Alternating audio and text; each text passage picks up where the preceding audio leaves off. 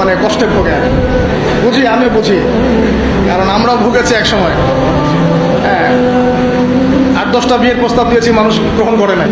হ্যাঁ, কারণ হচ্ছে আমার টাকা পয়সা ছিল না, বাড়ি নাই, টাকা নাই, কিছু নাই। তোমার সাথে বিয়ে শাদী দিয়ে কী হবে, আমরা ভবিষ্যৎ খারাপ করবো নাকি? এখন লাইন ধরে করে কি করে এখন।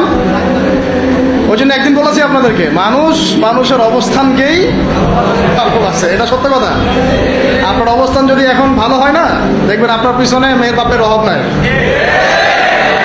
আর আপনার তো এখন চাকরি বাকরি নাই, জমি জমা নাই, হ্যাঁ, আপনার টাকা পয়সা কম, আপনি দৌড়ান মানুষের পিছনে, আপনাকে পাত্তা দিবে না। দুনিয়া খুব খারাপ, এই জন্য ভাই দুনিয়ার দাস হবেন না, আল্লাহর দাস হয়ে জানি।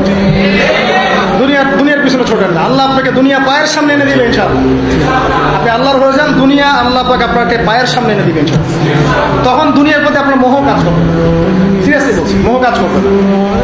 আল্লাহ আমাদেরকে সবাইকে পরকালের স্বার্থে কাজ করার তৌফিক দান।